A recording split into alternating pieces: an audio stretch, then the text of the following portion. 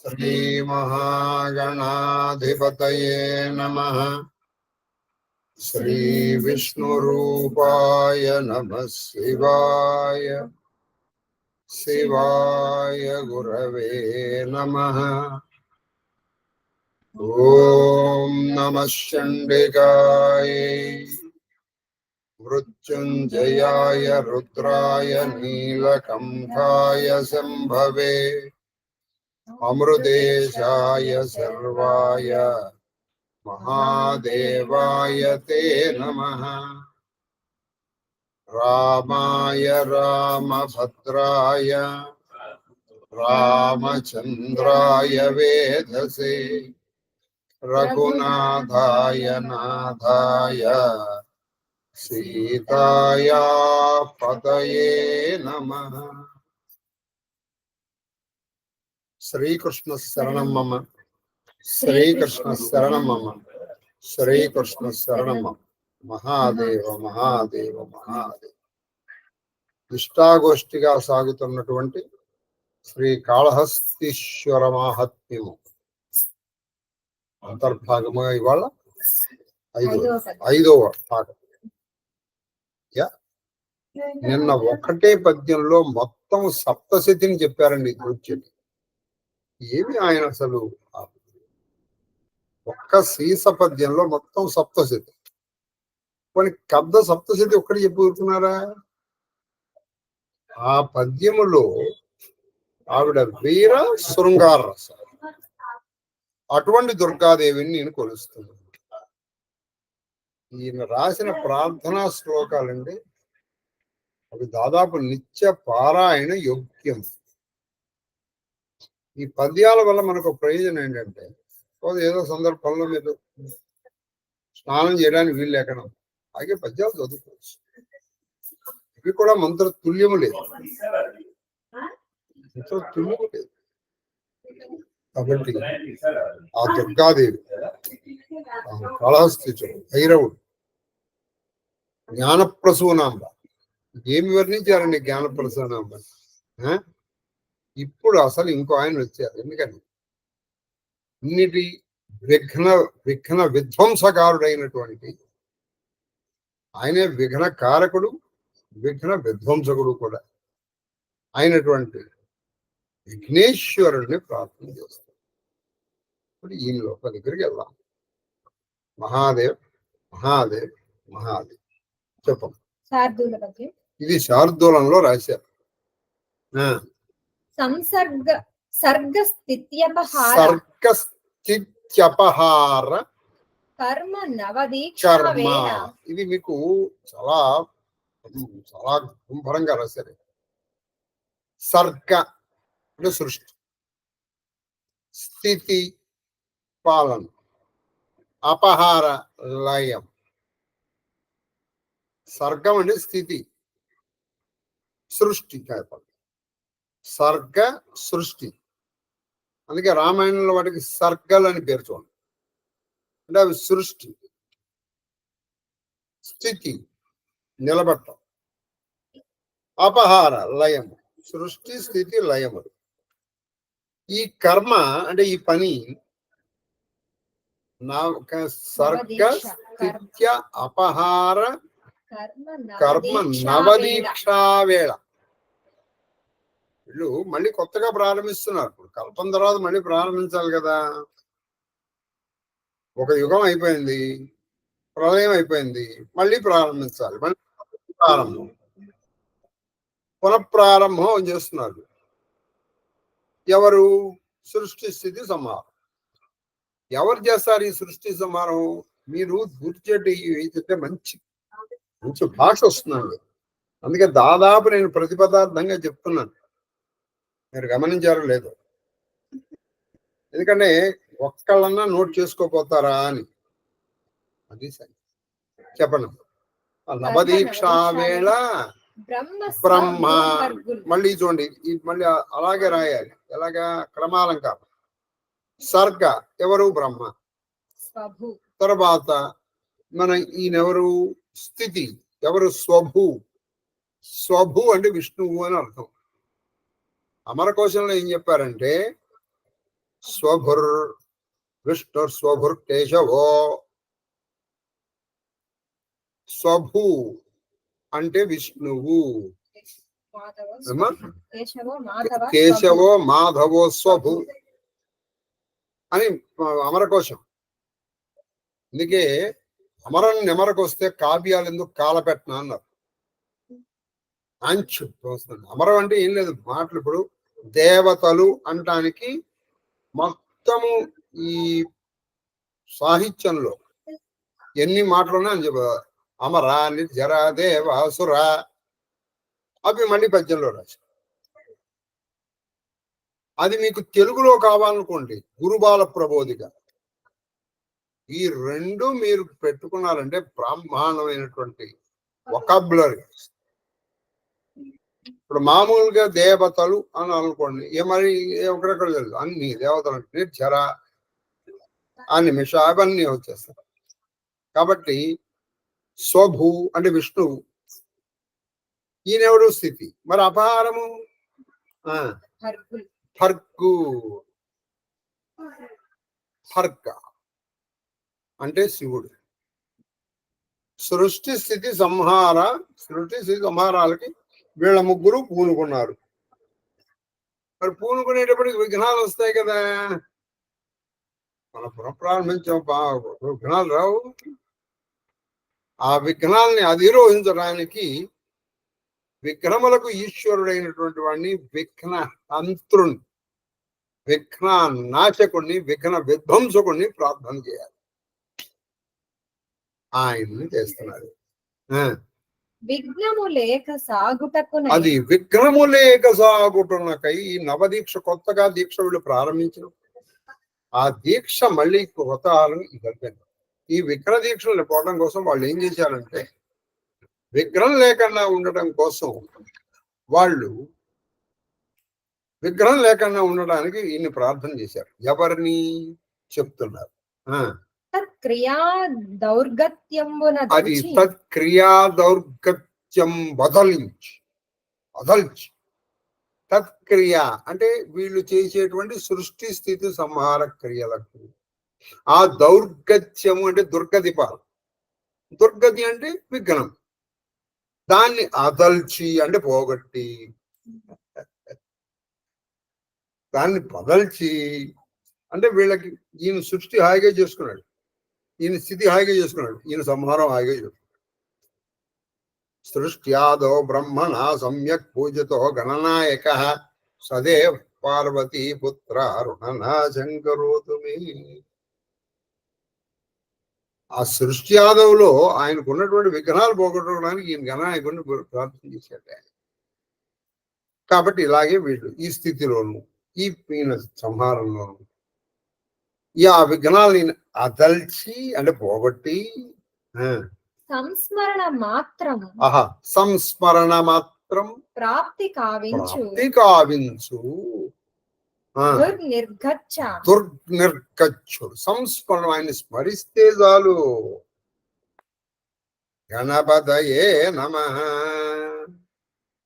అని ఆయన్ని స్మరిస్తున్నంత మాత్రాన నీకు వచ్చేస్తాయి. ప్రాప్తించు అంటే నీకు వచ్చేట్టు చేస్తారు. ఏమిటది? దుర్నిర్గచ్చ అంటే కేవలము తన దృక్కులతో, కళ్ళతోనే ఆయన విఘ్నాలు పోగొట్టడానికి ఆయన పెద్ద ఏమో ఆయుష పట్లు కళ్ళతో చూపించేసేస్తాడు. దుర్నిర్గత్య అంటే నిర్గత్యుడు అంటే ఆ కళ్ళను ఇలా ప్రసరింపజేస్తాడు, విఘ్నాలు దొరికిపోతాయి. బ్రహ్మ విష్ణు మహేశ్వరులకు కూడా కలిగేటువంటి విఘ్నాల్ని పోగొట్టగలిగినటువంటి, ఎలా పోగొట్టాడు? కళ్ళతో. కటాక్ష వీక్షణ, కటాక్షము అంటే కడగంటి చూపులతో. ఆయన కడగంటి చూపులతో బ్రహ్మ విష్ణు మహేశ్వరులు కలిగే విఘ్నాలు కూడా పోగొట్టగలిగిన వాడు నీకు నాకు కలిగే విఘ్నాలు పోగొట్టలేడు. ఇదండి పద్యాలు. కొంచెము శ్రమపడి నేర్చుకుని హాయిగా ఎక్కడికన్నా వెళ్ళేటప్పుడు ఈ పద్యాన్ని తలుచుకుని వెళ్ళిపోండి. కార్యములో జయము, మీరు అనుకున్న దాంట్లో విజయము మీరు ఎందుకు సాధించారు? తలుచుకుని వెళ్ళిపోండి, పద్యం చాలు. కరుణా కదంబం కరుణా కదంబ కదంబున్ కథ. ఆయన కరుణా కదంబం. ఆయన కదంబము అంటే ఏంటంటే సమూహం. అంటే ఆ కళ్ళు ఒక్కసారి చూసి మళ్ళీ వెంటనే వెళ్ళిపోట్లా, ఒకదాని తర్వాత ఒకటి, ఒకదాని తర్వాత ఒకటి, ఒకదాని తర్వాత ఒకటి అలా వచ్చేస్తుంది. ఆ కరుణా కదంబుడైనటువంటి కొల్తు నిత్యము పరమేశ్వరుడు హేరంబుడు. ఈ హేరంబుడు అంటానికి ఒక అర్థం ఉంది. హేరంబుడు అంటే ఏంటంటే స్థితి ఉంది. ఇది ఈ అమ్మ స్థితి గురించి అది ఇప్పుడు చెప్తాం. ఇప్పుడు ముందర మనం హేరంబుడు గురించి తెలుసుకుని తర్వాత స్థితి. హే రుద్ర సమీపే రంభతే, హే రుద్ర సమీపే రంభతే తిష్టతితి హేరంబ. మీకు సాధ్యమైన వరకు వ్యాకరణంతో సహా చెప్పేస్తున్నాను. ఎలాగో మా తల్లి నిమ్మక్క చెప్పింది, వ్యాకరణం కూడా చెప్పారండి నేను. హే రుద్ర సమీపే, హే ఎవరైతే రుద్రుడి సమీపముగాను చాలా దగ్గరగాను ఉంటాడో ఆయన్ని హేరంబుడు అంటారు. అంటే తండ్రి దగ్గరగా ఉండేటువంటి, తండ్రి మాట ఆయన ఆజ్ఞ కోసం అలా వెయిట్ చేస్తూ ఉంటాడు అనమాట. చెప్పండి గణాల్ గారు. అసలు ఆయన పిలిచి రెండోసారి నానా వినాయక అనక్కల్లా వి అనేటప్పటికి చెప్పండి నాన్నగారు, ఇక్కడ ఉన్నాను చెప్పండి, ఏం చెప్పంటారు అని చెప్పి ఆయన చెప్పిన పని క్షణాల్లో చేసేస్తూ ఉంటాడు. అటువంటి ఆయనకి ఆయన పేరు హేరంబుడు. ఇదండి హే, ఇది చక్కటి ఉత్పత్త్యార్థం అండి. మీరు జగన్ ఏంటండి కథ ప్రారంభించండి, ఆ పాము రావటం, ఏనుగు రావడం, కొట్టుకోవడం చెప్పడం అవి విని మనకి తెలిసిందే కదా. అన్ని అబద్ధాలు ఉండొచ్చు కానీ మెయిన్ కథ అయితే అదే. కానీ దానికి ముందర ఈ ఉత్పత్తి అర్థాలు తెలియజెప్పడమే నా భాగవత భారత ప్రస్తుత కాళహస్తీశ్వర రామచరిత మానస ప్రవచన ప్రధాన ఉద్దేశం. దాంట్లో అంతరార్థం తెలుసుకోవాలి. ఇంకోటి ఏంటంటే హేరంబుడు అంటే చూడండి, హే రతే వర్తయతి భక్త. హే రతే అంటే భక్తులకు వృద్ధి పొందించువాడు. భక్తులకి వృద్ధి పొందించేటువంటి వాడు హేరంబుడు. అంటే నిన్ను ఉన్న స్థితి నుంచి ఉన్నత స్థితికి తీసుకెళ్లేవాడు హేరంబుడు. ఉన్నత నుంచి ఉన్న స్థితికి వెళ్ళి హేరంబుడు. రుద్రుడి దగ్గర ఉండేటువంటి వాడు హేరంబుడు, ఇదొక అర్థం. భక్తులకి ఉన్న స్థితి నుంచి ఉన్న స్థితికి వెళ్ళేవాడు హేరంబుడు. అటువంటి హేరంబుడిని నిత్యము నేను కొలుస్తాను. ఎటువంటి హేరంబుడు? రుద్రుడి దగ్గర ఉంటవే కాదు, బ్రహ్మ విష్ణు మహేశ్వరులకి వాళ్ళకి సృష్టి స్థితి సంహారక కార్యక్రమాలకు వాళ్ళు దిగినప్పుడు వాళ్ళకి కలిగేటువంటి విఘ్నాలని తన కటాక్ష వీక్షణముల చేత పోగొట్టి అదల్చి ఉన్నటువంటి ఆ హేరంబుడిని, రుద్రుడి దగ్గర ఉండేటువంటి వాడిని, భక్తుల్ని ఉన్నత స్థితి నుంచి ఉన్నత స్థితికి తీసుకెళ్లేవాడిని నేను కొలుస్తాను. ఇప్పుడు ఇంకొంచెం తెలుసుకుందాం. స్థితి గురించి మనం తెలుసుకుందాం. స్థితి ద్వైకుంఠ విజయ. చూడండి, స్థితి ద్వైకుంఠ విజయ అంటే ఈ స్థితి ఎవరి పని? వైకుంఠుడి పని, ఆయన పని. అంటే ఈయన సృష్టి చేసి వదిలేస్తాడు. ఆ ఉన్నదాన్ని కాపాడుకుని అలా ఉంచేసే బాధ్యత, స్థితి ఉంచే బాధ్యత ఈయనది. సృష్టికర్త్రి బ్రహ్మరూప గోత్రి గోవింద రూపిణి సంహారణి రుద్రరూప తిరోధానకరీశ్వరి సదాశివానుగ్రహ పంచకృత్యపరాయణ. వీళ్ళు ఐదుని పంచబ్రహ్మలు అంటారు. ఎవరు? బ్రహ్మ విష్ణు రుద్ర ఈశ్వర సదాశివుల్ని పంచబ్రహ్మలు అంటారు. వీళ్ళ ఐదుగురు ఒకే శక్తి నుంచి వచ్చినటువంటి వాళ్ళ ముగ్గురు వేరు కాదు, ఒకే శక్తి నుంచి వచ్చారు. వాళ్ళు కూడా ఇన్ని కొలుస్తూ ఉంటారు మహాదేవ్. తర్వాత అంతే కదా. ఇంకోటి అది మరి సృష్టి అంటే ఏంటి? సృష్టానాంత తన్మర్యాద పాలనే ఓత్కర్ష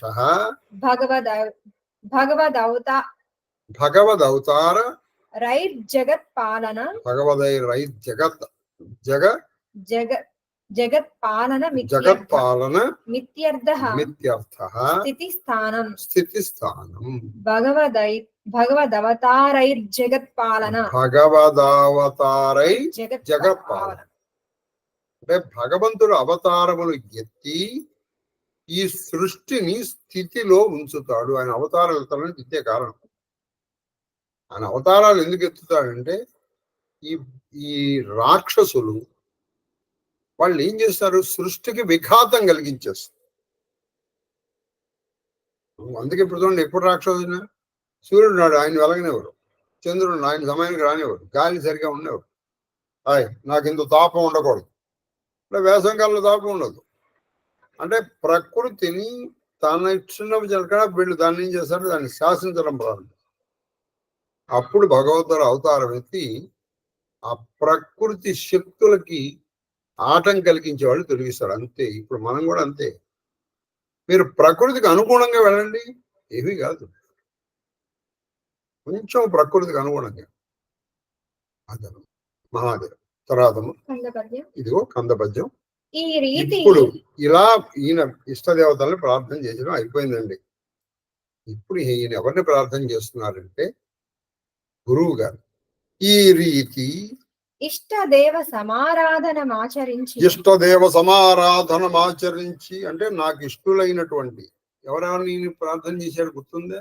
ఒకటి కాళహస్తీశ్వరుడు, జ్ఞాన ప్రసూనాంబ, తర్వాత భైరవుడు, 4 దుర్గాదేవి, 5 విఘ్నేశ్వరుడు, కనుక ఈ విధంగా వాళ్ళని సమారాధనము అంటే సమగ్రంగా అర్చించి, ఎలా అర్చించాలో వాళ్ళని ఆ విధంగా అర్చించి, ఆ తర్వాత అస్మత్ కృతి కన్యారత్నములకు ఇప్పుడు ఈయన ఏమంటాడు, అస్మత్ కృతి, నా ఈ కృతి అంటే కావ్యం, నా ఈ కృతి అనేటువంటి కన్య అంటే స్త్రీ, నా ఈ కృతి అనేటువంటి కన్యారత్నం ఇది. మన అమ్మాయిని ఎవరికైనా ఇవ్వాలనుకోండి, ఎవడో దారిపోయే దానికి ఇస్తాము మనం, ఎంత ఎంక్వైరీ చేసుకుంటామండి మనం. వాడు మన అమ్మాయిని ఎలా చూసుకుంటాడు అసలు? వాళ్ళ ఇంట్లో పూర్వం అందుకే అటు 7 తరాలు ఇటు 7 తరాలు చూసి ఉన్నారు అన్నీ. ఎందుకంటే వాళ్ళ డిఎన్ఏలో ఉంటాయి అవన్నీ, ఎక్కడికి పోతాయి? కాబట్టి వీళ్ళని చూవన్నీ ఇవ్వం మరి. అందుకని ఇప్పుడు ఈయన కన్యని ఇవ్వాలి. ఇప్పుడు ఒకప్పుడు ఈ కావ్యాలు రాస్తే వాళ్ళు అలాగే ఇచ్చేవాళ్ళండి, ఇష్టం వచ్చినట్టు ఇచ్చేవాళ్ళు కాదు. ఉదాహరణకి పోతన గారు భాగవతం రాశారు. వచ్చేటప్పుడు ఒక రోజు ఆయనకి సరస్వతీదేవి కనిపించింది. ఎలా కనిపించింది ఆవిడ? పాపం ఆ వర్ణించడం చేశాడు. ఆవిడ బాగా కాటుక పెట్టుకుంది. ఆ కాటుక కంట్లోంచి నీళ్లు కారుతున్నాయి. ఇలా ఇలా ఇలా కారి అవి ఎక్కడ వరకు, వక్షస్థలం వరకు వచ్చాయి. కాటుక కంటి నీరు చను కట్టు పైంబడ ఏల ఏడ్చేదో. ఎందుకమ్మా ఏడుస్తావు? ఏం చెప్పమంటారు ఆయన ఇంత మంచి భాగవతం రాశావు, దీన్ని తీసుకెళ్ళి నువ్వు ఆ కర్ణాటక రాజులకి, అంటే అప్పట్లో ఈ తెలుగు నేలని ఈ కన్నడ ప్రభువులు పరిపాలించేవాడు. ఇప్పుడు కృష్ణదేవరాయలు కూడా ఆయన అసలు భాష తుళు. ఈ మధ్య మీరు చూడండి, అదేది ఒక తుళు భాషలోనే వచ్చింది. ఆ సినిమా చాలా బాగా హిట్ అయింది కదండి, మీకు బాగా గుర్తుంది. నేను చెప్పలే కాదు, మీకు గుర్తుంటుందని నేను చెప్పలే. కాబట్టి తుళు భాష అంటే కన్నడలో ఒక స్లాంగ్ అనుకోవచ్చు. స్లాంగ్ కాదు, అది isolated, it's totally separate language from Kannada. అయితే ఆయనకి తెలుగు మీద మక్కువ ఎక్కువ, అందుకే ఆయన తెలుగు భాగాల్లో కావ్యాలు రాశారు. కాబట్టి ఈ ఆంధ్రదేశం కొంత కర్ణాటక కింద ఉండేది. వాళ్ళు పరమ కిరాతకులు రా, వాళ్ళకి తీసుకెళ్ళి నువ్వు ఎక్కడిచ్చేస్తావు? ఆయన కాటుక కంటి నీరు సను కట్టు పైంబడ ఎల ఏడ్చదో హాటకు గట్టు రాణివో మదం కోకైట బదైచ్చ దర్దుని గాదిలి కోడల. అమ్మా విష్ణుమూర్తి కోడలు. ఇప్పుడు బ్రహ్మదేవుడి ప్రభుత్వం. ఓ అమ్మ, ఎలా ఏంటి? నిన్ను ఆకటికిన్ కొనిపోయి నా ఆకలి తీర్చుకోవడం కోసం నేను వాళ్ళకి ఇస్తే వాళ్ళు ఏం చేస్తారు? నాకే అగ్రహారాలు, ధన కనక వస్తు వాహనాలు ఇస్తారు. నా ఆకలి తీర్చుకోవడం కోసం నేను ఇవ్వనమ్మా. నిన్ను ఆకటికిన్ కొనిపోయి ఎల్ల కర్ణాటక కిర్రాత కీచకులకమ్మ త్రిశుద్ధిగా నమ్ము భారతి. నేను త్రిశుద్ధిగా అంటే వాక్కు, మనస్సుతో చెప్తున్నాను. త్రికరణములు అంటే నేను చెప్పేదే చేస్తాను, చేసేదే చేస్తాను. నేను లోపల అనుకుంటున్నది చెప్పేది చేసేది అంటే నేను చెప్తున్నానమ్మా. నేను ఇవ్వనమ్మా. ఆయన ఇవ్వలేదుగా పాపం. అందుకే ఆయన షష్ఠ్యాంతాలు ఎవరికి ఇప్పుడు కావ్యాన్ని ఎవరికి అంకితం ఇచ్చారు అని అలా మీకు ఎలా తెలుస్తుందంటే, ఈ కావ్యం మొదట్లో కొన్ని షష్ఠ్యాంతములను రాస్తారు. అంటే కిం కున్ యొక్క లోన్ లోపలని దీంతో రాణిస్తారు. ఇక్కడే మీకు ఇంకొక చిన్న విషయం చెప్తాను. చాలా మంది ఏమంటారంటే నన్నయ్య గారు రాజరాజ నరేంద్రుడికి అంకితం ఇచ్చారు ఆయన రాసిన 2.5 భాగాలు. మరి ఆయన ఇచ్చి ఉంటే ఆయన షష్ఠ్యాంతాలు రాయలే. అశ్వాసాంతంలో ఆయన గురించి రాశాడు, అది నిజం. కానీ షష్ఠ్యాంతాలు రాయలేదు. కాబట్టి ఆయన ఏమీ ఇవ్వలేదు. సరే, ఎర్రాపరగడ వారు అదే కంటిన్యూ చేశారు. ఈయన తిక్కన గారేమో హరిహరనాథుడికి అంకితం ఇస్తారు. హరిహరనాథ్. అందుకే ఆయన అశ్వాసాంతంలో కానీ అశ్వాసం బిగినింగ్ లో కానీ ఆయన రాసింది హరిహరనాథ్. కాబట్టి షష్ఠ్యాంతాలు రాయాలి. ఇప్పుడు ఈయనకి పెద్ద సమస్య వచ్చింది. ఎవరికి? మన తోర్చడి ఈ కన్యారత్నాన్ని తీసుకెళ్లి ఎవరికి ఇవ్వాలి? మరి గురువుని వెతకాలి కదా. అలాగే ఇందాక మీకు నేను పోతన గారు చెప్పాను. వాళ్ళ అబ్బాయిని అన్నారు, ఎవరై మీ నాన్నకి అంటే తెలియలేదురా, నీకన్నా ఉండదురా, నువ్వు చక్కగా మీ నాన్నకి చెప్పు, ఈ కావ్యాన్ని ఎవరన్నా రాజులకి ఇస్తే. అప్పటికేం చేస్తున్నారంటే వీళ్ళు పొలంలో పండించుకుంటున్నారు, పొలంలో దున్నుతున్నారు తండ్రి కొడుకు. ఆ పోతన కొడుకుని అడిగేటప్పటికి ఆ పోతన కొడుకు చెప్తాడు, బాల రసాల సాల నవ పల్లవ కోమల కావ్య కన్యన్ గోళలకిచ్చి ఆ పడుపు కూడు భుజించట కంటే సత్కవులు ఆలికులైన గహనంతర సీమల కందమూల కౌద్ధాలికులనేమి నిజదాల సుతోతర పోషణార్థమై అని భార్యని పిల్లల్ని పోషించుకోవడం కోసం బాల రసాల సాల నవపల్లవ కోమల కావ్య. మా నాన్నగారు రాసిన కావ్యం ఎటువంటిదయ్యా? చిన్నపిల్ల అందమైనటువంటి నవ్వాల రసాల సాల నవపల్ల. ఆ వసంత ఋతువులో మావి చిగురులు, కొత్తగా చిగురించినటువంటి మావి చిగురులతో సమానమైనటువంటి పెదవులు, సమానమైనటువంటి కాళ్ళు, సమానమైనటువంటి చేతులు కలిగినటువంటి మా నాన్నగారు రాసిన కావ్య కన్యకలు గోళలకిచ్చి. ఎందుకంటే వాడు సరైన వాడు కాదు, వాడు డబ్బుల కోసం తీసేసుకుంటాడు. ఆ తర్వాత వాడు దాన్ని సరిగ్గా చూసుకోకపోతే ఆ గోడలకి ఆ పడుపు కూడు. ఏ పడుపు అంటే మీకు చెప్పాల్సిన అవసరం ఉంది? ప్రాస్టిట్యూట్. ఈమెని తాకట్టు పెట్టి అది తినే కంటే కూడా సత్కవులు, హాలికులైన మంచి కవులు, రైతులైతే ఏమిటి, పోనీ మాకు పొలం కూడా లేదు, గహనంతర సీమల హాయిగా అరణ్యంలోకి వెళ్ళిపోయి కందమూలాలు అవి ఇవి తిప్పు బతుకుతాం, తప్పే ఉందయ్యా. ఈ కూడు తినే కంటే కూడా, ఈ అనవసరమైనటువంటి ఇది అనుభవించి తినే కంటే కూడా అది ఇంటే నష్టమే ఉంది. ఇప్పుడు దూర్జటి ఎవరికి ఇస్తారో చూద్దాం. ఇక్కడే మీరు మరి చదివారో లేదో మరి నాకు తెలియదు, కానీ ధూర్జటి అని ఒక నవల ఉంది, చదవండి ఎప్పుడైనా. అది బాగానే ఉంటుంది. మరీ గ్రాంధికం కాదు, అలానే మరీ వచ్చిండు పోయిండు తెచ్చిండు అని అటువంటి బాగుంటుంది. అంటే ఈ ధూర్జటి చరిత్ర రాశారు, అందులో ఒక ఆయన రాశారు ధూర్జటి. కాబట్టి ఇప్పుడు కొంతమంది కవులు గురించి రాశారు. ఇప్పుడు ఉదాహరణకి జంజాల బాబాయ్ శాస్త్రి గారికి పోతన అనేది చాలా ఇష్టం. ఆయన గురించి రాశారు. ఇప్పుడు చదవండి ఆయన దాని గురించి. అలాగే ఈయన దూర్జటి గురించి రాశారు ఒక ఆయన.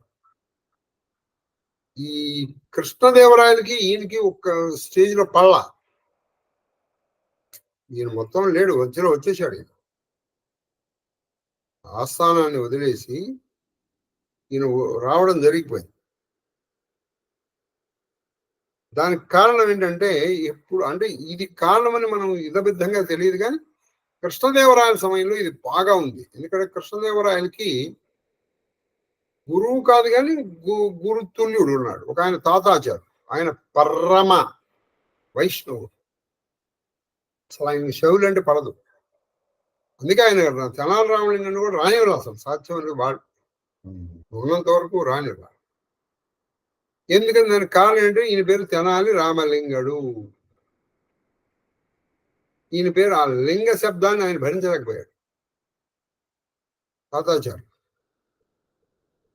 ఆ సమయంలోనే అప్పాయి దీక్షితులు వాళ్ళు వీళ్ళందరూ ఉన్నారు. ఆ వైష్ణవుల్లో ఈయన ఈ శైవ కావ్యాన్ని కూడా శ్రీకృష్ణదేవరాయలు మెచ్చుకోవడం ఆయన భరించలేకపోయాడు. చాలా జరిగినాయి ఎప్పట్లో. సరే, అది చరిత్రలు కూడా అది ఎప్పుడన్నా మళ్ళీ మనం కావ్యం మధ్యలో ఎప్పుడన్నా వస్తే చెబుదాం. కానీ ఆ దూర్జటి అనేటువంటి నవలది కొంచెం గ్రాంధికంగా ఉంటుంది. చదువుకోండి దొరుకుతుంది, బయట దొరుకుతుంది. మరి ఇప్పుడు దొరుకుతుంది, నేను చదువుకునే టైంలో దొరికింది. కాబట్టి ఇప్పుడు తన కావ్య కన్యకని, కృతి అనేటువంటి కన్యారత్నాన్ని, అమ్మాయిల్లో రత్నాన్ని విద్యా పారంగతుడైన అది మరి ఎవరికి ఇవ్వాలి? మంచి యోగ్యుడికి ఇవ్వాలి కదా. యోగ్యుడు అంటే కాళిదాసు చెప్తారు, అమ్మాయి ఏమో రూపం చూసుకుంటుంది, ఎలా ఉన్నాడు వీడు. ఆ అమ్మాయి తల్లి, వీడికి అన్నట్టు డబ్బు ఉంది, వీడికి ఆస్తి ఎంత, వీడికి పొలాలు ఇట్లా అది ఉన్నా చూస్తాడు. తండ్రి వంశం చూసుకుంటాడు. అంటే ఎవరెవరు ఏం చూస్తారు అని మంచి శ్లోకం ఎప్పుడన్నా వినండి. తండ్రి వంశం చూసుకుంటాడు. ఎందుకంటే వీడు సరిగ్గా ఉంటాడా ఏమిటో అంటారు. ఇక బంధువులు వచ్చారు బాగుందన్నారు, వీడు మనకి పెట్టుపోతలు ఏం పెడతాడు, ఈ శరణ పట్టు చీర పెడతాడా?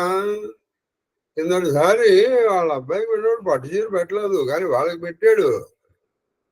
ఇదో దరిద్రండి. మనం జీవితంలో ఎప్పుడు కొనుక్కోలేని వాళ్ళగా వాడు పెట్టిందే కట్టుకునే, వాడు ఏదో గోల్చి కూడా పెట్టాడు. నీకు ఇష్టం ఉంటే తెలుసుకో, లేదు తెలుసుకుని నువ్వు ఇంటికి మీ పని మనిషికి ఇచ్చి ఏందా ఇవాళ ఉండి రేపు చిరిగిపోయేటువంటి బట్టల కోసం ఏడవటాడు కాదు. వాడే పెట్టాడు, దాని గురించి వ్యాఖ్యానాలు. ఇక వాడు ఏం భోజనాలు పెట్టాడు, ఇవన్నీ బంధువులు ఆలోచిస్తారు. వీడికి ఆ రోజు కలిసే చాలు వాడికి. కాబట్టి ఇప్పుడు ఈయన తండ్రి కదండి, అందుకని ఈయన ఆలోచిస్తున్నాడు. విద్యాపారంగతుడు అంటే విద్యలో బాగా నిష్ణాతుడై ఉండాలి. చదువుకున్న వాడికి ఇవ్వాలనుకుంటారు కదండి పాపం. ఎందుకంటే ఐశ్వర్యం ఉన్నవాడి కాదు, చదువుకున్నావు అనుకోండి, చదువుతో ఎప్పుడైనా నువ్వు ఐశ్వర్యం తప్పాలి.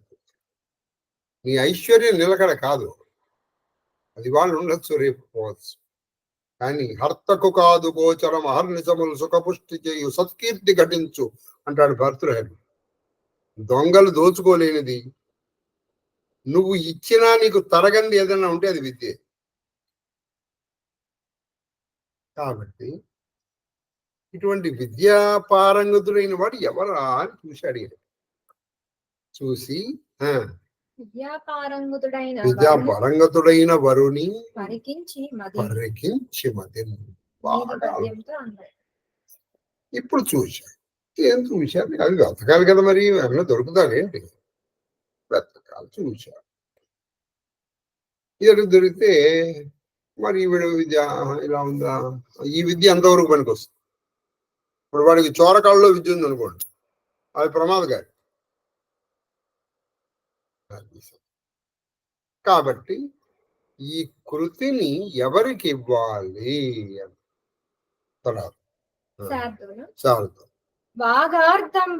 అప్పుడు చూడండి, ఇక్కడ తెలియకని ఈయన కాళిదాస్ కావాలని చెప్పాడు. కాళిదాస్ చెప్పాడు, వాగర్థావివ సంప్రోక్తో వాగర్థ ప్రతిపత్తయే జగత పితరు వందే పార్వతీ పరమేశ్వర. వాక్కు అర్థము, ఈ వాక్కు అర్థము ఇందులోనే మీరు చూడండి, ప్రకృతి పురుషుడు, వాక్ వినిపిస్తుంది, అర్థము అర్థం ఎలా ఉంటుంది, అందులో నిగూఢంగా ఉంటుంది. అంటే అవ్యక్తమైనటువంటి వాడు పరమశివుడు, వ్యక్తమైనటువంటిది ప్రకృతి. వాక్కు అర్థం. అయితే వాక్కు అర్థములను నువ్వు సెపరేట్ గా చేయలేవు దాన్ని. కానీ నాకు అర్థం ఉండి నాకు వాక్ వద్దు, వాక్ అంటే శబ్దం, శబ్దముకి అర్థం ఉంటుంది. ఈ శబ్దార్థాలను ఎలాగైతే విడలైతే లేవో ఆయన దొరికాడు. వాగర్థావివ సంప్రక్తో వాగర్థ ప్రతిపత్తయే. వాక్కు అర్థములను ఎలాగైతే విడదీయలేమో వాగర్థములను శ్రోతృభక్తులు అంటే వినేవాడు, చెప్పేవాడు. వినేవాడు ఆయనే, చెప్పేవాడు ఆయన. అంటే సర్వభూతాత్మకుడు. ఇప్పుడు ఇక్కడ ఈయన ఎవరునా, వాగర్థములు అన్నప్పుడు ఇది శబ్దములు, శ్రోతృభక్తులు అన్నప్పుడు వ్యక్తులు. అంటే జగత్తులో శబ్దములు, వ్యక్తులు అన్ని ఆయన. ఆయన ఎవరు? ఇంకా జగద్వంద్యుడు దొరికాడు. ఈయన ఎవరి చేత గౌరవింపబడుతున్నా అంటే ఈయనకి దొరికిన వరుడు ఎవరో ఏదో ఒక మారుమూల, ఒక చిన్న రాష్ట్రంలోను, ఒక రాజ్యంలోను, ఒక దేశంలోను, ఒక ఖండంలోను, లేదా ఒక భూమి మీద వాళ్ళ ఉన్న చేత వాళ్ళ చేత నమస్కరింపబడేవాడు కాదు ఈయన. మొత్తము జగత్. జగత్ అంటే 14 భువనాలు. అతల, వితల, సుతల, తలాతల, రసాతల, మహాతల, పాతాళ, భూలోక, భువలోక, సువర్లోక, మహాలోక, జనోలోక, తపోలోక, సత్యలోకములందు కీర్తింపబడేటువంటి వాడు. వాళ్ళ చేత వందనము నమస్కరింపబడేవాడు. ఇక్కడ అందరి చేత, వాళ్ళ చేత, ఆ జగత్తుల్ని పరిపాలించే వాళ్ళ చేత కూడా. అంటే అక్కడ ఉన్నటువంటి మామూలు సామాన్య వ్యక్తుల దగ్గర నుంచి అసామాన్య వ్యక్తులు అందరూ కూడా నమస్కరించేవాడు. అంటే ఈయన ఎంత అసామాన్యుడై ఉండాలి? మనం ఎవరికి నమస్కారం పెడతామండి? మనకంటే పెద్దవాళ్ళకి ఒక స్థితిలో పైన వాళ్ళకి పెడతాం, కానీ తక్కువ ఉన్న వాళ్ళకి పెట్టాం కదా మన నమస్కారం. కాబట్టి జగద్వంద్యుడు, వాగర్థముల్లాగా ఎప్పుడు వాగర్థముల్లో నిగూఢంగా దాగినవాడు, శ్రోత్ర వక్తలు రెండు కలిసిన వాడు. అద్వైత విద్యాగోష్ఠి. మీరు ద్వైతములో ఎప్పుడు కూడా మీరు ద్వైతం తీసుకున్నారు అనుకోండి, ఇక్కడ నేను మతం గురించి ప్రస్తావించట్లేదు, దయచేసి మీరు గుర్తుపెట్టుకోవాలి. ఉన్నది ఉన్నట్టుగా చెప్తున్నాను. ద్వైతముల్లో దేవుడు విష్ణువు. ఎందుకంటే వాళ్ళ అద్వైతాన్ని ఒప్పుకోడు. వైష్ణవంలో ముక్తులు 3. 1 సాలోక్యం, 2 సామీప్యం అంటే దగ్గరగా ఉంటావు, తర్వాత సారూప్యం, విష్ణువు రూపం నీకు వస్తుంది అంతే. కానీ అద్వైతంలోనే సాయుధ్యం వచ్చేస్తుంది, అంటే మోక్షం, అంటే నువ్వు అందరూ కలిసిపోతావు. ఇక్కడే వాళ్ళు ఒక చిన్న, అంటే వాళ్ళు పొరపాటు చేస్తారంటే వాళ్ళ పర్సెప్షన్ అలా ఉందంతే. వాళ్ళు ఏమంటారు, నువ్వు అందరూ కలిసిపోతే నువ్వెవరు? ఇప్పుడు ఎవరు అంటే నువ్వు కూడా విష్ణువే. నువ్వు విష్ణువు అయితే అంటే నువ్వు లక్ష్మీదేవికి మూడు అంటున్నారు వాళ్ళు. ఒరే అసలు అక్కడ లక్ష్మీ నారాయణుడు ఇలా ఇద్దరు లేరు, మనం కల్పించుకున్నాం. వాళ్ళు ఆ లక్ష్మీపతిత్వానికి ఒప్పుకోరు. నువ్వు లక్ష్మీదేవుడికి భర్త అయ్యేంత స్థితి ఉందా నీకు? అసలు నేనంటూ విడిగా లేను కదా, ఉన్నది ఒకటే స్వరూపం. అందుకే చూడండి, ఆ ద్వైతం రెండు లేవన్నారు, ఒకటే అని చెప్పట్లా వీళ్ళు. ఈ అద్వైతానికి ఆది దైవం ఎవరంటే శంకరుడు, శివుడు, సదాశివుడు, మహాదేవుడు. అందుకే ఆయన చూడండి రెండు కలిసి ఉన్నాయి, వాక్కు అర్థము, శ్రోత్ర తను. కాబట్టి అద్వైత చర్చ జరిగినప్పుడు ఎప్పుడైనా సరే ప్రథమ దేవుడు, ఆది దేవుడు ఎవరయ్యా అంటే శివుడు. ఇక ఈయన అద్వైతంలో ఉన్న రెండుగా లేడు, ఈయన ఒకటిగానే ఉన్నాడు. నువ్వు కావాలనుకున్నావు రెండుగా కనిపిస్తాడు ఒకడు. నువ్వు అంతరంలోకి బాగా వెళ్ళగా వెళ్ళగా వెళ్ళగా నీకు ఒకటిగా తెలిసిపోతుంది. రెండుగా కనిపించేది మిథ్య, ఒకటిగా తెలియటం సత్యం. కాబట్టి అద్వైత విద్యాగోష్ఠిని వివరింప, అది అద్వైత విద్యాగోష్ఠిని వివరింప. అంటే అద్వైత గోష్ఠి ఎప్పుడైనా జరిగినప్పుడు అద్వైత గోష్ఠి వివరించారు కదా, ఈశ్వరుడు కదా. అందరూ అద్వైత గోష్ఠిలో పెద్ద పెద్ద వాళ్ళు కూర్చున్నారు, అద్వైత గోష్ఠిలో నిర్ణయించారు, నాయన అసలు ఎవరు దేవుడు, ఎవరు బ్రహ్మ విష్ణు అంటే ద్వైతం వాళ్ళు అద్వైతానికి ఒప్పుకోళ్ళు. అందుకే వాళ్ళు రామానుజాచార్యులు కూడా విశిష్టాద్వైతం అని ప్రారంభించారు. మధ్వాచార్యులు అయితే డైరెక్ట్ గా ద్వైతమే చెప్పారు. వాళ్ళు రెండు లేవే, రెండు ఉండాల్సిందే, జీవాత్మ పరమాత్మ రెండు ఉన్నాయి. నువ్వు ఆయన దగ్గరికి వెళ్ళగలుగుతావు, ఆయన లోకంలో ఉండగలుగుతావు, ఆ రూపంతో ఉండగలుగుతావు, కానీ ఆయనలో నువ్వు ఉండలేవు. కాబట్టి ఇప్పటికీ మీరు చూస్తే వైష్ణవంలో ఈ అద్వైతం మీకు కనపడదు. కాబట్టి అద్వైత గోష్ఠి వివరింపంగా ఆదిదేవుడు, మహాదేవుడు, సదాశివుడు, నిశ్చలమైనటువంటి పరబ్రహ్మ, జీవ బ్రహ్మైక్య సార పురుషుడు, జీవ బ్రహ్మైక్య సార పురుషుడు ఎవరయ్యా అంటే శివుడు. అందుకే శివారాధన మళ్ళీ మీరు వెంటనే మీరు దీన్ని కువ్యాఖ్యలు చేయకుండా దయచేసి పిల్లలు.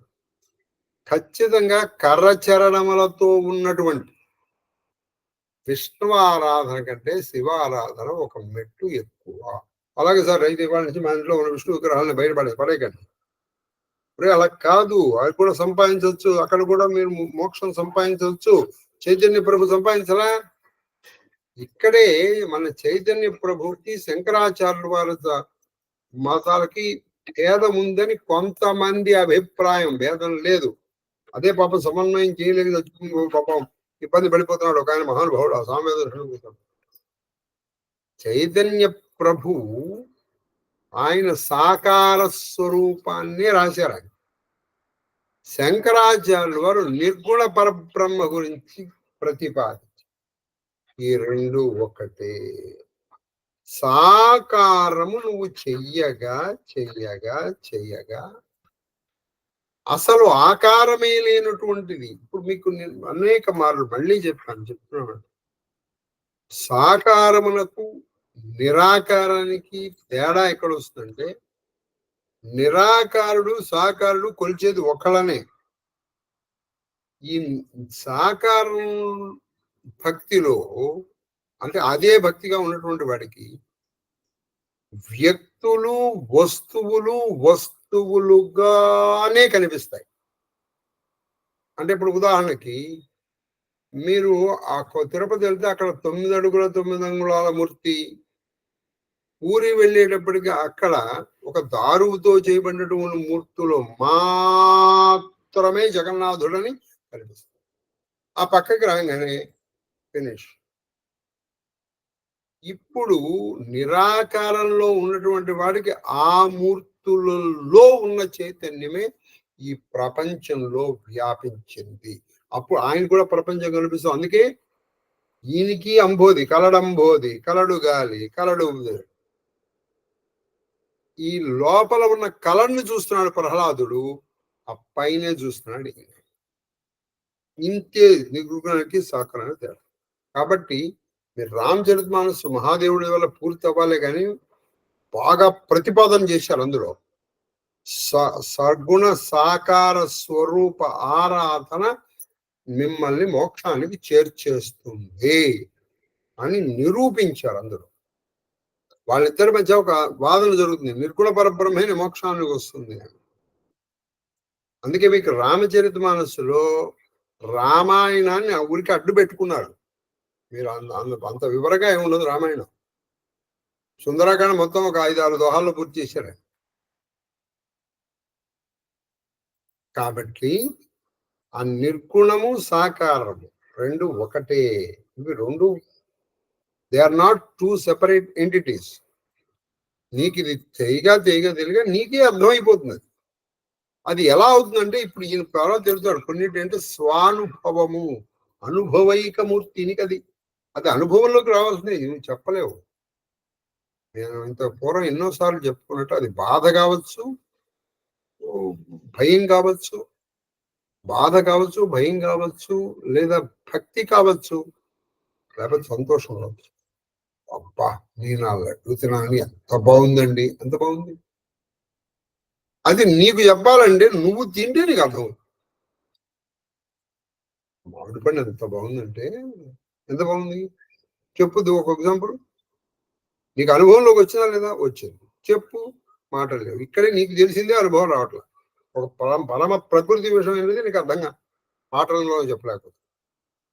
కాబట్టి ఈ విషయాన్ని మెట్టుబడి గుర్తుపెట్టుకోండి. Certain things can only B experienced, cannot be explained. వాటిని మనం వివరించలేము, అనుభవించగలము అంతే. స్వానుభవైక వేద్యము అంటే నువ్వు అనుభవిస్తేనే నీకు తెలిసేది. కాబట్టి ఈ అద్వైత భావన కూడా నీకు ఎలా తెలుస్తుంది? అనుభవిస్తే తెలుస్తుంది. అనుభవించకుండా ఇప్పుడు మరి శివుడు మరి ఏమిటండి? సాకారమా నిరాకారమా? అందుకే శివుడిని లింగ రూపంలో చేసేది. లింగానికి దానికి ముఖం ఎటుంది? ఆ లింగానికి రూపం. అందుకే ఆయన అరూప రూపం. చక్కగా నీకేంటంటే ఆ ప్రథమ స్థాయిలో ఒక రూపమా ఉంది, హాయిగా లింగం కనిపిస్తుంది, కానీ కలచలనాలు లేవు. ఆటోమేటిక్గా నిన్న ఆ ప్రపంచానికి తీసుకెళ్తాను. ఆ తర్వాత నీకు ఒక్క లింగాకారమే కాదు. అందుకే మీరు కొన్ని చోట్ల చూస్తే శివలింగం ఇలా శివలింగాకారంలో ఏమి ఉండదు. మీరు ఉదాహరణకి అలంపురం వెళ్ళండి, జోగులాంబ అక్కడ శివుడు ఎలా ఉంటాడంటే లేదో అష్టభుజిలాగా ఉంటుంది అక్కడ. చూశారు లేదో మరి. అనేక రకాలు సాకారంలో ఉంది. అప్పుడు ప్రతిదీ నీకు శివమయంగా కనిపిస్తుంది. అది తేలిగ్గా కనిపించే అవకాశం శివారాధనలో ఉంది. విష్ణు ఆరాధన తక్కువ కాదు. మళ్ళీ చెప్పేస్తున్నాను, మీరు వెంటనే చెప్పేసి ఇవాళ నుంచి విష్ణు సహస్రం చదవండి, కేవలం శివాసనం చదువుతారు. మళ్ళీ శివాయ విష్ణు రూపాయ శివరూపాయ విష్ణువే, ఆ విష్ణువు కూడా శివుడే, ఈ శివుడు కూడా విష్ణువే. ప్రథమ శైవుడు ఎవరాయ అంటే శివుడు. ప్రథమ శైవుడు విష్ణువు. ప్రథమ వైష్ణవుడు ఎవరాయ అంటే శివుడు. కాబట్టి అద్వైత గోష్ఠిలో అగ్రభాగాన నిలిచింది ఈశ్వరుడే కదా. ఈయన వెతుక్కుంటున్నాడు, బాగా మధ్యలో ఆలోచిస్తుండగా అద్వైత గోష్ఠిలో అగ్రభాగం. ఎందుకంటే తన అల్లుడు అందరికంటే మంచివాడు దొరకాలనుకుంటాడు తప్పితే ఏదో మధ్యవాడండి, ఏదో గంతగదవంగా బొంత అనుకోడుగా ఎవడు. ఉన్న వాళ్ళలో మంచి వాళ్ళకే ఇద్దామని వాడి ఉద్దేశం కదా. కాబట్టి అద్వైతులు అగ్రగణ్యుడు. తర్వాత వాక్ అర్థములకు శ్రోత్రములకు ఒకటైనటువంటి వాడు జగద్వంద్యుడు అయిన ఈశ్వరుడు. మత్ ప్రబంధాధిపత్య గణ్యార్హుడు. మత్ ప్రబంధము మీకు తక్కువలో చెప్పాను. పోతన వరకు ఉన్నటువంటి వాటిని కావ్యములు. ఈ కృష్ణదేవరాయల కాలం దగ్గరకు వచ్చినప్పటికీ ప్రబంధములు అంటారు వీళ్ళు. అంటే ఇక్కడికి వచ్చేటప్పటికి వీళ్ళ రచనా శైలి మారింది. అందుకే దీన్ని ప్రబంధ యుగము అని కూడా పిలుస్తారు. కాబట్టి మత్ ప్రబంధాధిపత్యాగ్రగణ్యం అంటే నా ప్రబంధములకు అధిపతి, నా ప్రబంధము అనేటువంటి కన్యక అధిపతి వేరొకండు కలడే. ఇంకోటి ఎవరున్నారా? ఎందుకు ఇంత ఆలోచిస్తావు? శివుడిని మించిన వాడికి ఎవరు దొరుకుతారా? మిగతా వాళ్ళు ఏం చేశారంటే, ఇప్పుడు మను చరిత్ర అలసాని పెద్దన ఈయనకి కృష్ణదేవరాయలకి అంకితం ఇచ్చేశారు, కృష్ణదేవరాయలకి ఇచ్చారు. ఈయన మాత్రం శివుడికి ఇచ్చేశారు. ఎవరు? దూర్జటి. వేరొకండు కలడే. ఆ మాట లేదా? ఎందుకురా ఈయన మాటలు ఆలోచిస్తాను ఆయన దుర్జటే. అది ఈయన లోపల ఈయనకే చెప్పుకుంటున్నాడు, దుర్జటి ఎందుకు ఇన్ని మాటలు ఆలోచిస్తావు? చేతోగమ్యుడు అంటే భావన, భవాని భావనాగమ్య, భవారణ్య కూడా భావనాగమ్య అంటే నువ్వు మనస్సుతో మాత్రమే ఆయన్ని చేరుకోగలవు. అంటే కేవలము అలా మానసిక పూజతోనే నువ్వు ఆయన్ని చేరుకోగలవు. ఇంకోటి కూడా ఉంది, మానసిక పూజతో కూడా చేరుకోలేవు.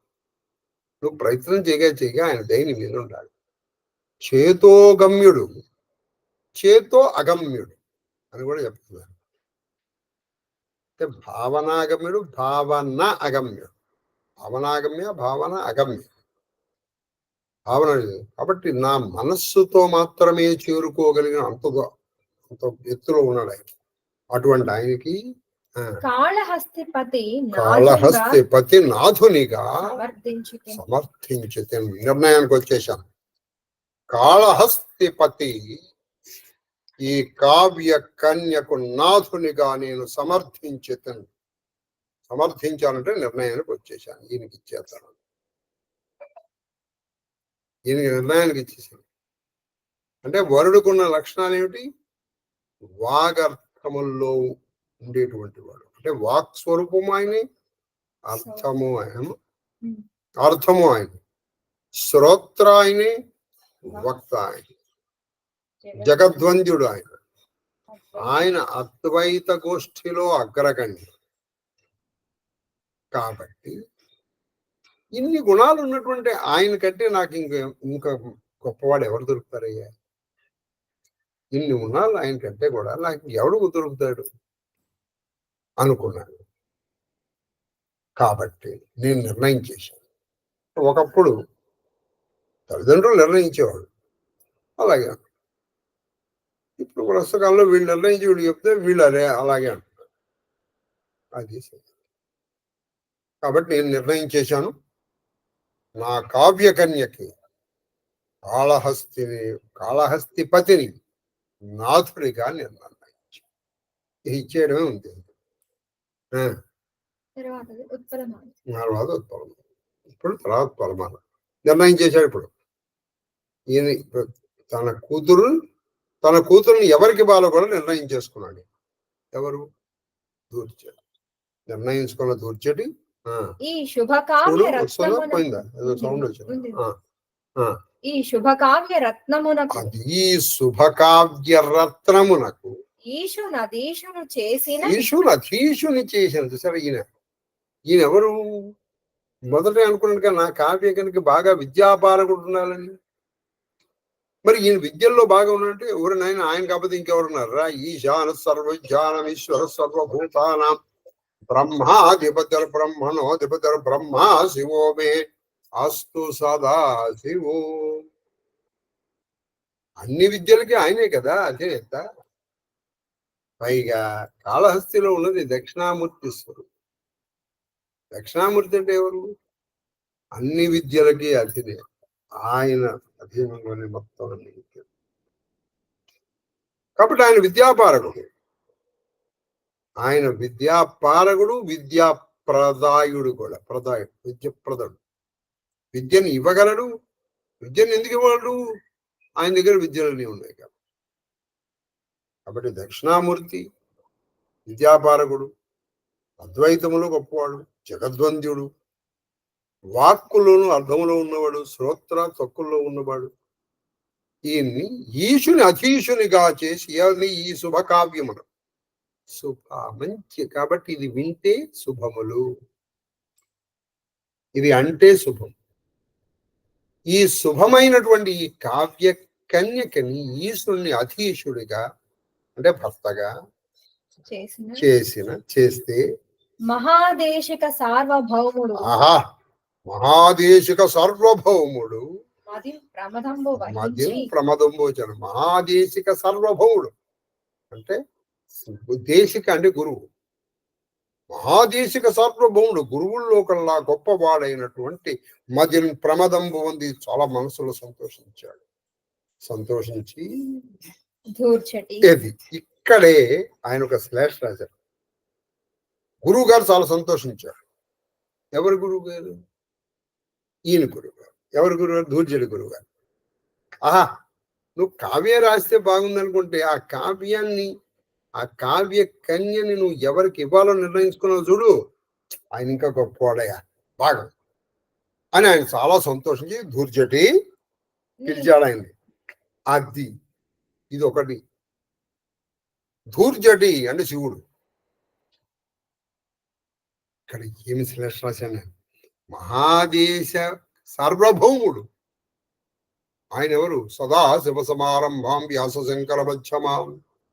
మొదటి గురువు శివుడేగే. మహాదేశ సార్వభౌముడు ధూర్జటి సంతోషించాడు అంటే శివుడు సంతోషించాడు అని ఇంకొక. మీరు మరి పట్టుకున్నారు లేదో నాకు తెలియదు. ఈ ధూర్జటి గురువు సంతోషించాడు. సంతోషించి ఈయన్ని పిలిచాడు. ధూర్జటి అన్నాడు. లేదు, మీరు దీన్ని ఆ ధూర్జటి దగ్గర ఆపకుండా చదువుకోవడం. మహాదేశ సార్వభౌముడు మదిన్ ప్రమదం పొంది ధూర్జటి. ఆ ధూర్జటి అంటే ఆ శివుడు మనస్సులో సంతోషించి అలా అంటున్నాడు ఈయనతో. ఎవరు? ఒక విధంగా శివుడు ఈయనతో అంటున్నట్టు, ఇంకో విధంగా ఈయన గురువు ఈయనతో అంటున్నట్టు. ఎవరితో? మన ధూర్జటితో. ధూర్జటి నీ శివభక్తి కావ్యం సరణింకడు, నీ శివభక్తి కావ్య సరణి కడు ధన్యత పొందును చెప్పేసి దీవించాలని ఆయన. నీ శివభక్తి, నీ కావ్య సరణి అంటే నువ్వు రాసిన పద్ధతి ఇదంతా ఉంది సరే. రాస్తేశ్వరం చాలా గొప్పదండి. మా నాన్నగారికి చాలా ఇష్టమైన కావ్యం. అందుకే నేను కూడా కాలుతం తర్వాత ఆపేద్దాం అనుకుని కూడా చెప్పింది ఇదే. చెప్పడానికి కారణం కూడా అదే. మీ పరమ గురువు గారు, మా గురువు గారు, ఆయన మా నాన్నగారికి కావ్యం కళహస్తీశ్వరం అంటే చాలా ఇష్టం. అది సంగతి. కాబట్టి కావ్య సరణి కడును ధన్యత పొందు నాయన. నీ కావ్యము రాసిన పద్ధతి ధన్యత పొందింది నాయన. నువ్వు ధన్యుడు అయిపోయావు. అలాగే నీ శివభక్తి కూడా ధన్యత పొంది. ఇక్కడ ధన్యత రెండు పొందే. నీ శివభక్తి, రెండు నువ్వు కావ్యం రాసిన పద్ధతి అంటే నీ కావ్యము రెండు కూడా ధన్యత పొందాయి నాయన. నవ్య భాషా శతధ, అది నవ్య భాషా శతధ నిగుంఫన. నువ్వేం చేసావంటే నువ్వు ఈ పద్యాలు రాసేటప్పుడు కొత్త భాష అంటే ఎప్పుడు అదే మాట రాయకుండా అంటే కొత్త కొత్త ప్రయోగాలు, కొత్త కొత్త అలంకారాలు. ఇప్పుడు చూడండి, సప్తశతిని మొత్తం పెట్టారు ఒక పద్యం. ఓన్లీ సప్తశతి రాశారా? సప్తశతిలో శృంగారానికి వెళ్ళిపోయారని అసలు ఆ పద్యం నిజంగా నేను చెప్తున్నాను సేపు నా మనసు ఎంతో ఆనందంగా తోడుకుంది. అలాగే ఇందాక చూడండి అసలు ఆ జ్ఞాన ప్రసూనాంబని ఎలా చెప్పారు చెప్పండి మనం. అలాగే భైరవుడు గురించి చెప్పాడు. ఔకారం మనకు భకారము భౌ భౌ అని అనిపించాల మళ్ళీ, కానీ అది వచ్చాడు చెప్పారు. కాబట్టి ఇలా నువ్వు నవ్య భాషా శతధ. శతధ అంటే ఒక 100 విధాలుగా. ఇక్కడ 100 అంటే కరెక్ట్ లెక్క పెట్టి 1, 2, 3 అని కాదు. శతం అనంతం. శతకు సహస్రానికి అనంతం అని పేరు. శతాయుష్మాన్ భవ అంటే 100 ఏళ్ళు అవగానే నిన్నగానే భో అని కాదు. అక్కడ చాలా ఎక్కువ రోజులు ఉన్నాయి. శతసహస్రం అంటే మనం ఏదో 100 అని లెక్క పెట్టుకుంటున్నాం, కానీ మనం సహస్రం అంటే 1000 అని లెక్క పెట్టుకుంటున్నాం. కానీ శతానికి సహస్రమునకు అనంతం అని పేరు. అనంతము అంటే అంతము లేనిది. కాబట్టి శతధ అనేక రకరకాల ప్రయోగాలు, ఇది భాషా ప్రయోగాలు కావచ్చు, అలంకారాలు కావచ్చు, ఛందస్సు కావచ్చు, నీ ఊహ కావచ్చు. జ్ఞానప్రసూనామని ఎలా ఊహించాడు చూడండి, నేను మొన్న చెప్పాను మీకు. హిమవంతుడు భార్య మేన అనేటువంటి తీగకు పూసిన పువ్వుటాయి ఆవిడ. మరి పువ్వుకు ఉండాల్సిన లక్షణాలన్నీ చెప్పాడు ఆయన. ఇది ఆయన నవ్య భాష కాదు. నవ్య భాష అంటే కొత్తగా ఏదో పదాలు కనిపెట్టడం కాదు. ఆ ఊహ చాలా బాగుండాలి. కొన్నిసార్లు అండి కావ్యాల్లో ఇలా జరిగితేనే బాగుంటుందేమో అనిపిస్తుంది. అలా ఊహించారు కొంతమంది కవులు. అరే ఇది ఇలా జరిగితేనే బాగుండేదే, అంత బాగా ఊహించారు. నవ్య భాషా సతధా అనేక మార్లు. నిగుంఫన రసస్థితి. నిగుంఫన అంటే చొప్పించడం. ఆ రసస్థితి, రసోవై విష్ణు అంటే ఆ చదివినంతసేపు, అందుకే ఇది వినంగానే వినిపిస్తున్నాడు. ఇంకా వినిపిస్తూ ఉండేటప్పటికీ స్తుతమతి అయిన ఆంధ్రక విద్యుత్ ఏమి ఆ మాధుర్యం కృష్ణదేవరాయలు మెచ్చుకున్నాడు. ఆ తర్వాత కొంతమంది లేనిపోయిన వాళ్ళు కొన్ని విద్వేషాలు రగిల్చారు. మొదట్లో కృష్ణదేవరాయలు చాలా మెచ్చుకున్నాడు కావ్యం. కానీ కృష్ణదేవరాయలు మరీ అంత ఇదేమి కాదని. ఆయన కూడా, ఆయనకి తిరుమల తిరుపతి వెంకటేశ్వర స్వామి అంటే చాలా ఇష్టం. తెలుసో తెలీదు, తిరుమలలో నివేదన పెడితే కానీ ఆయన భోజనం చేసేవాడు కాదు. మరి నీకు ఎలా తెలుసు అండి అంటే, అప్పట్లో ఎలా ఉండేదంటే ఈయన ఒక ఏర్పాటు చేసుకున్నాడు. తిరుమలలో నివేదన పెట్టగానే ఒక గంట కొట్టేవాడు. ఆ గంట సపోజ్ 1 కిలోమీటర్ వరకు వినిపిస్తుంది అనుకోండి, ఇంకో కిలోమీటర్ దగ్గర ఇంకో గంట వినిపిస్తుంది. గంట పెట్టారు, వీళ్ళు కొడతారు. ఇలా ఎక్కడి వరకు ఉందంటే హంపి విజయనగరం వరకు ఏర్పాటు చేసుకున్నాడు. ఆ గంట వినిపించగానే ఈయన కానీ గంట కోట్లేస్తుంది. ఓహో అక్కడ నివేదన పెట్టారా అని తెలుసుకుని అప్పుడు ఈయన పెట్టారు. అందుకే తిరుమల తిరుపతిలో ఆయన ఉండగానే ఆయన విగ్రహం పెట్టించుకున్నాడు ఆయన. ఇప్పటికి మీరు వెళ్తే కృష్ణదేవరాయల విగ్రహం ఉంది, ఎప్పుడో చూసారో లేదు మరి. తిరుమల అది ఉత్తరాలయం లోపలికి ప్రవేశించిన తర్వాత, అంటే ఆనంద నిలయంలో కాదు, ధ్వజస్తంభానికి పోతాడు. కాబట్టి ఆయన కూడా, ఆయన రాసిన గ్రంథం అముక్తమాల్యద. ముక్తమాల్యద అంటే ఆవిడ తీసుకుని వేసి చూస్తూ ఉండేది. అదే తిరుప్పావై రాసిన ఆవిడ. ఆయన శివద్వేషి కాదు కృష్ణదేవరాయ. పరిస్థితుల్లో కల్పించి వీళ్ళిద్దరు మంచి ఆ మిత్రభేదం కల్పించి పంపించేశారు. మెచ్చుకున్నాడు. కాబట్టి ఆ నిగుంఫన రసస్థితి అంటే ఎలా ఉందంటే, కావ్యం మొదటి నుంచి కావ్యం చివరి వరకు ఆ రసం అలాగే కంటిన్యూ అయింది. మధ్యలో ఎక్కడా నీకు నీరసం రాలేదు. ఒప్పు దళిర్ప చెప్పు అంటే ఆ రసము అంతే. ఆ ఆనందం నువ్వు వింటూ ఉన్నంతసేపు,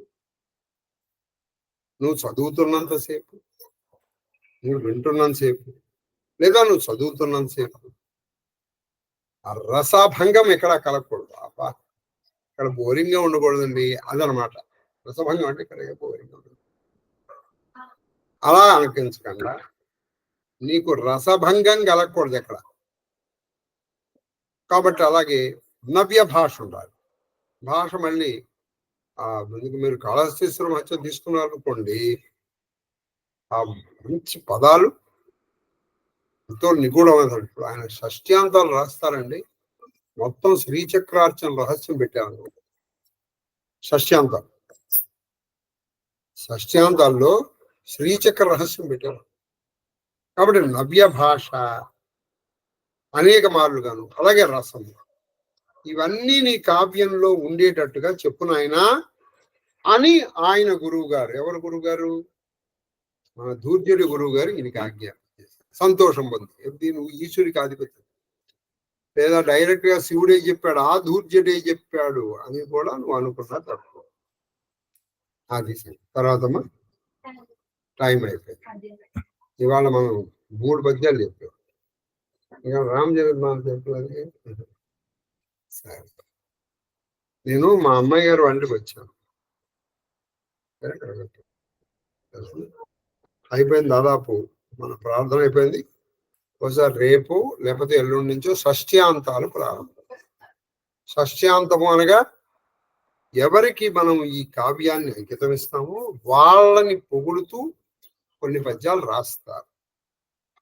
ఈయన ఎవరికి ఇచ్చారు? కాళహస్తి. కాబట్టి కాళహస్తీశ్వరుణ్ణి కీర్తిస్తూ ఈయన కొన్ని రాశారు. అవి ఆ తర్వాత అసలు కావ్యం ప్రారంభం.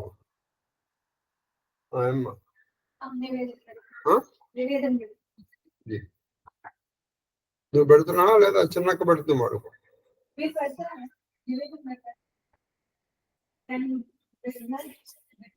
ఆవిడ పెట్టిన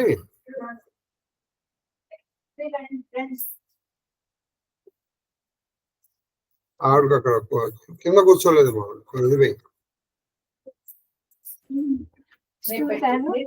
మీరు పెట్టండి అమ్మా, ఎవరు కష్టపడితే.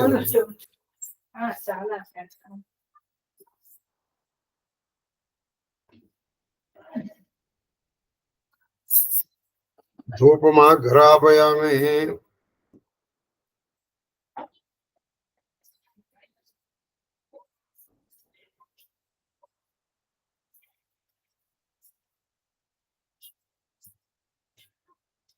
దీపం దర్శయామి.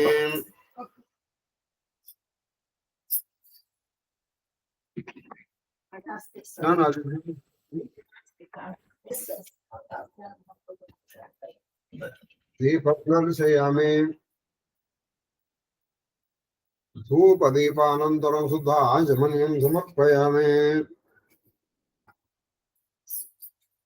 నైవేద్యం ఏంటన్నా నైవేద్యం? జాంపళ్ళు. Very good. ఓం భూర్భువస్వః తత్సవితుర్వరేణ్యం భర్గో దేవో ప్రజా సత్యామృతాజ్ఞానపరిణయామి. అమృతమస్తు అమృతోపశ్రవణమసి. షోడశ సహస్ర భార్య పుత్ర పౌత్ర అష్టపట్ల మహిషి పరివృత్త శ్రీకృష్ణ పరమాత్మనే నమో నమః. హనుమత్ సీతా లక్ష్మణ భరత శత్రుఘ్న సమేత శ్రీ రామచంద్ర పరబ్రహ్మణే నమో నమః. జ్ఞాన ప్రసూనాం బాసవేత శ్రీ కాళహస్తీశ్వర స్వామినే నమో నమః. మధుర ఫలాన్ నివేదయామి. ఓం ప్రాణాయ స్వః, ఓం అపానాయ స్వః, ఓం వ్యానాయ స్వః, ఓం ఉదానాయ స్వః, ఓం సమానాయ స్వః, ఓం బ్రహ్మణే స్వః. మధ్యేవ దేవానీయం దౌర్భ్యామస్తో ప్రక్షాళయామి. పాదౌ ప్రక్షాళయామి. ముఖే ఆజమన్యం సమర్పయామి. తాంబూలం సమర్పయామి. తాంబూల జర్వణానంతరం ఆజమన్యం సమర్పయామి. మంగళ మహానీరాజన దీపం. కళాభ్యాం చూడాలంకృత శశికళాభ్యాం నిజతపఫలాభ్యాం భవతు మే. శివాభ్యామస్తో కత్రిభువన శివాభ్యాం హృది పునర్తమాభ్యాం.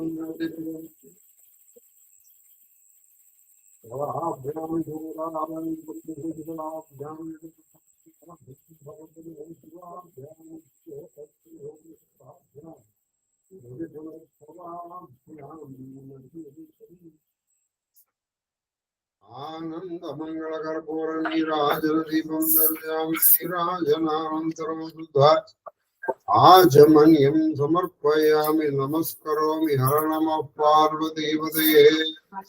హర హర మహాదేవ హర.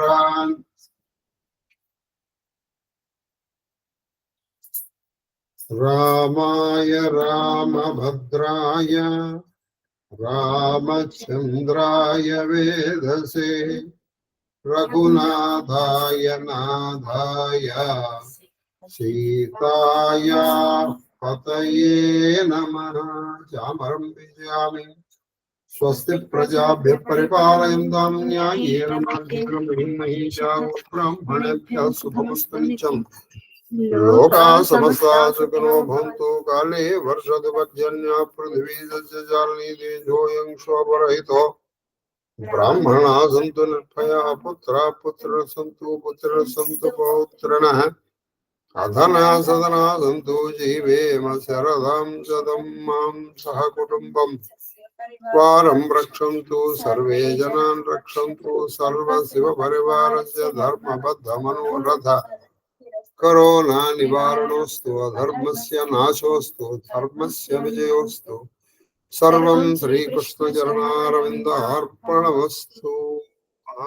గురవే కుసుమాంజలి. మహాదేవ మహాదేవ మహాదేవ మహాదేవ మహాదేవ మహాదేవ శ్రీలలిత మహాదేవ గురుగారు.